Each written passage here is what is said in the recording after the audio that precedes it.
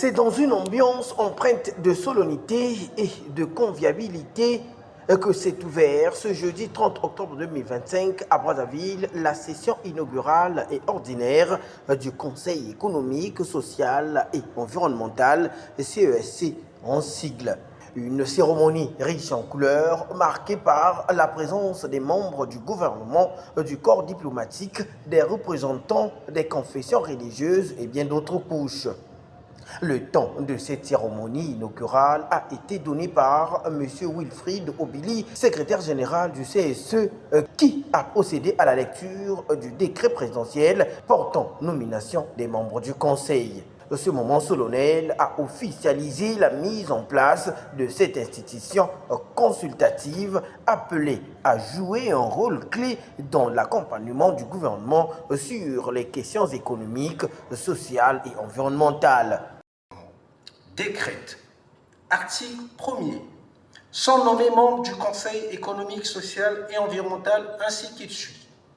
Au titre du président de la République, Madame Émilienne Raoult, Monsieur Jean-de-Dieu Ngoma. Au titre du président du Sénat, Monsieur Dominique Boma. Au titre du président de l'Assemblée nationale, Monsieur Saturnin Jean-Claude Tarry.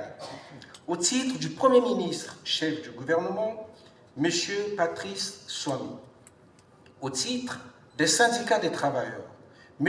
Elobela Bello, M. Cabral Awa, Mme Léonie Kessou Ndonga, M. Jean-Mongo Tselan, M. Henri Poitiers, Mme Rosalie Françoise Ebandé Abeka, M. Daniel Mongo, M. Sébastien Ebao, M. Vivien Obonda, M. Jean-Bernard Malouka, Mme Marie-Hélène Akira.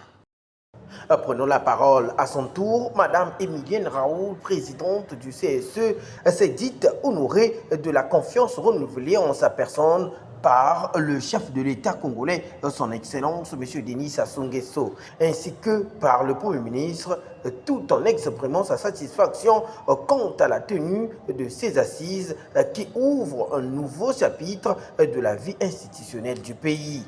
Veuillez rassurer son Excellence, Monsieur le Président de la République, que c'est avec honneur, dévouement et détermination que je m'acquitterai de cette noble tâche.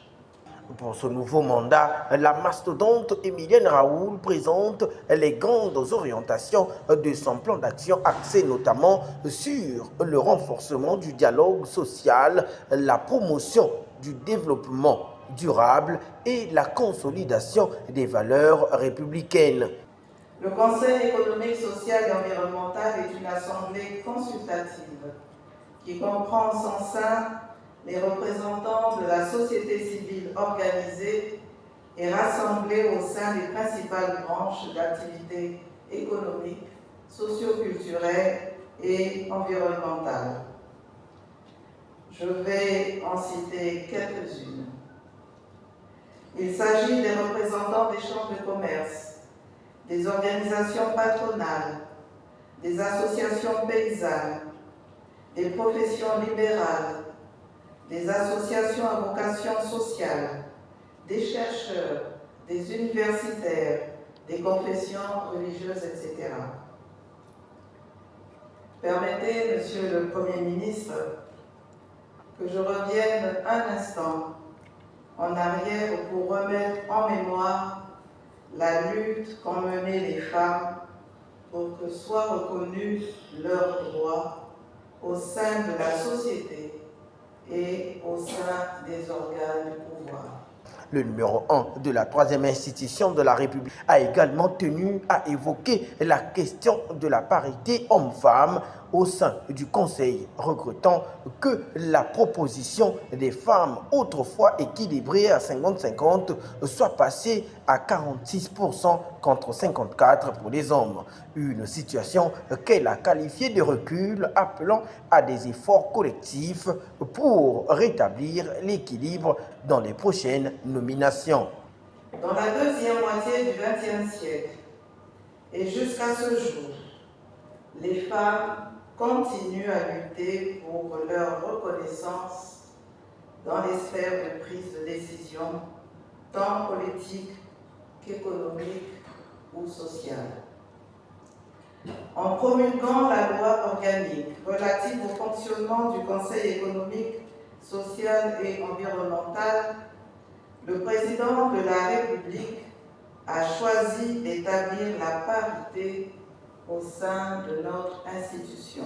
Représentant le chef de l'État à cette cérémonie, le Premier ministre, chef du gouvernement Anatole Koliné Makosso, a salué l'engagement et la vision de la présidente du CSE, tout en félicitant les nouveaux membres pour leur nomination.